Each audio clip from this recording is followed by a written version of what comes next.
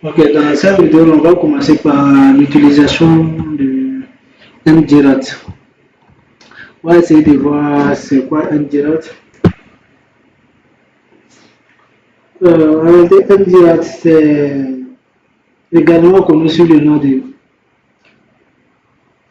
Ela Davendi. Ela Davendi, je ne sais pas ce que ça veut dire. C'est un outil d'accès à distance. Bon, on peut dire que c'est un ROT ou un cheval de Troie qui permet au détenteur du programme de contrôler l'ordinateur de l'utilisateur final. Il a été développé par la première fois en juin 2003 avec certaines variantes remontant en novembre 2012.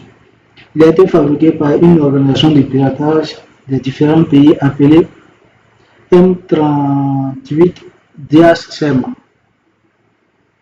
Et il a été souvent utilisé dans des cibles au Moyen-Orient et peut-être avec les méthodes d'hameçonnage pour infecter les machines des utilisateurs, etc.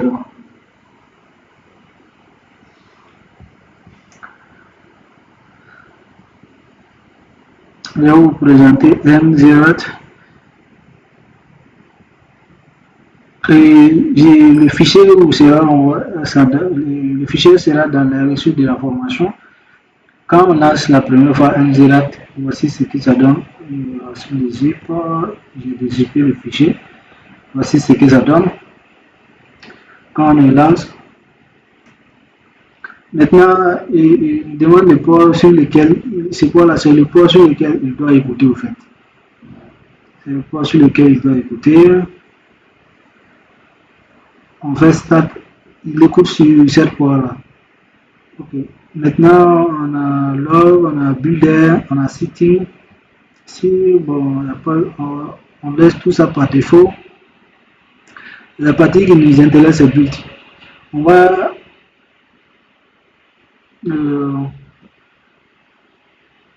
comment je dis ça, on va créer notre backdoor ici, notre code malveillant qui va nous permettre de prendre le contrôle du système. Au niveau du host, on met notre adresse IP. Je dis bien notre adresse IP. On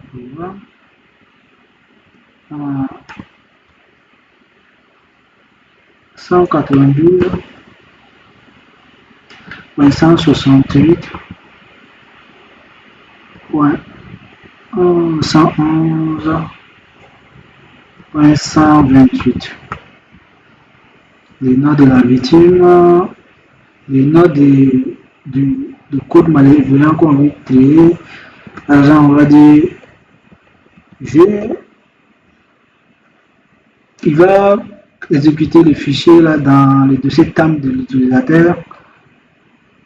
On va le copier dans le dossier Startup, dans le processus, et on va lui ajouter une icône. Ouais, vous pouvez ajouter même icône. On va dans bureau.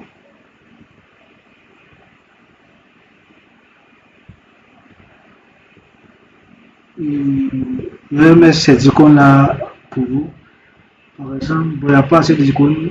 Vous pouvez chercher d'autres icônes et puis ajouter. On va prendre celui-là par exemple. Et on fait build. On va mettre ça sur le bureau. Maintenant, ça sera serveur.exe. Oui. Voilà, le fichier a été créé. Comme ça, supposons que votre utilisateur est quelque part si vous n'êtes pas sur le même réseau, on va utiliser une autre méthode. Dans une prochaine vidéo, je vais vous montrer comment on fait ça. Ça, c'est quand on est sur le même réseau que je peux faire cette méthode-là.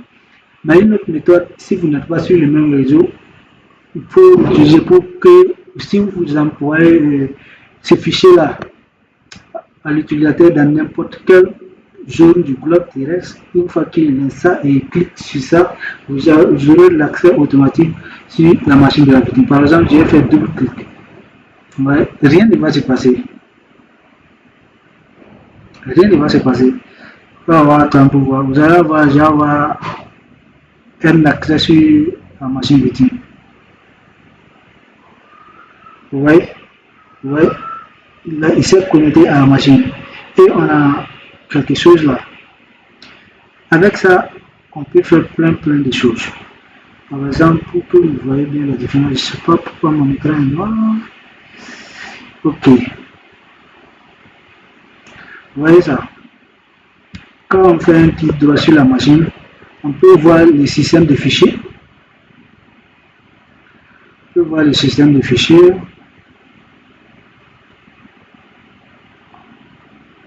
On peut faire tout ce qu'on veut à partir d'ici.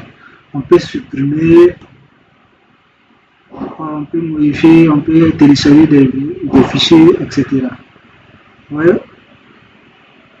ça c'est notre connexion. Tu vois, les résistes, remote, virtual, on a les services. Par exemple, quand on est sur la même machine, je sais pas, il y a plein de choses qu'on peut faire à partir. En fait, on a le contrôle total de la machine. Voilà. Je peux ouvrir un navigateur. Vous allez voir, par exemple, je fais google.com.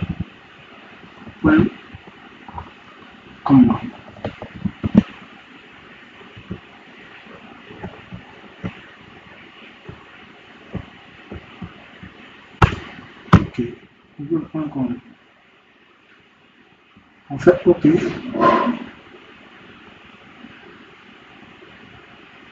Ah non, c'est pas un problème.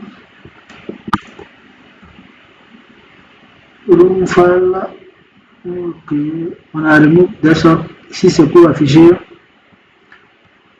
en temps réel tout ce que la personne est en train de faire. Vous voyez, tout ce qu'il est en train de faire, là, on peut le voir. Par exemple, bon, c'est ça aussi le problème. Quand je fais comme ça, vous voyez, non? Tout ce que je fais là, je vois ça, la personne peut voir directement. C'est ça, même si c'est à travers l'internet là, c'est la même chose. Donc, faites attention, très attention à tout ce que vous installez. Ouais,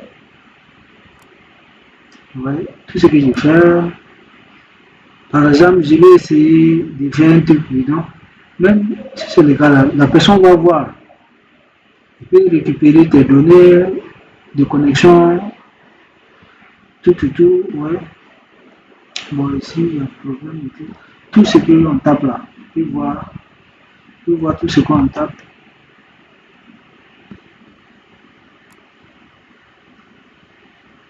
Voilà, tout. Et donc, vous voyez l'ampleur du danger de la chose. Il y a plein de commandes on peut faire.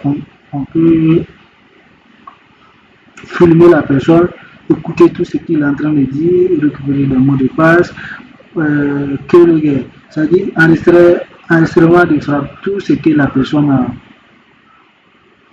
est en train de taper sur son clavier, vous pouvez voir ça. Ça, c'est très pratique pour, vous voyez, non, tout ce que j'ai tapé là, google.com et back, et tout ça là, feedback, on va animer les espaces, vous voyez, on peut chercher, réfléchir, tout ce que la personne tape en temps réel, là, ça s'affiche ici. Supposons que vous êtes allé sur facebook.com, vous enregistrez votre mot de passe, votre notre utilisateur, tout sera récupéré avec cette attaque-là. Ensuite, on peut faire quoi encore? On peut ouvrir un chat. Ça, c'est très intéressant. Par exemple, vous pouvez créer tous les données de la personne. Créer tout. Et puis, bon, vous allez pour pouvoir communiquer à la personne. Si tu ne fais pas ça, bon, c'est sous forme de quoi. Et je vous préviens, ça, c'est interdit de faire, éviter de faire ça sur le système des gens.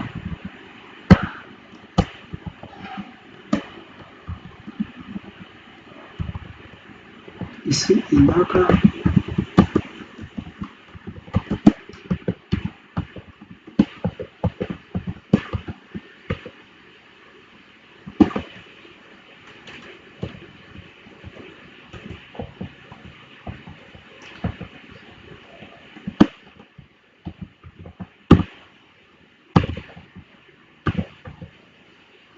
Ouais, ou faire simple.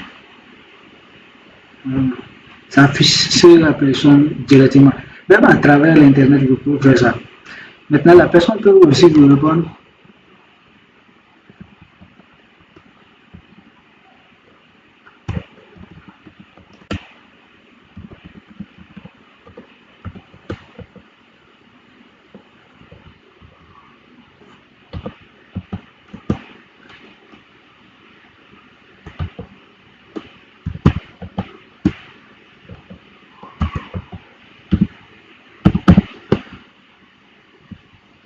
Vous voyez, non, c'est des messages interactifs, même à travers l'Internet, vous pouvez faire ça. Donc, même si la personne redémarre la machine, vous avez toujours votre connexion. Ouais, non. Il ne peut pas fermer. Il n'a pas les droits. Ouais. Il ne peut pas fermer.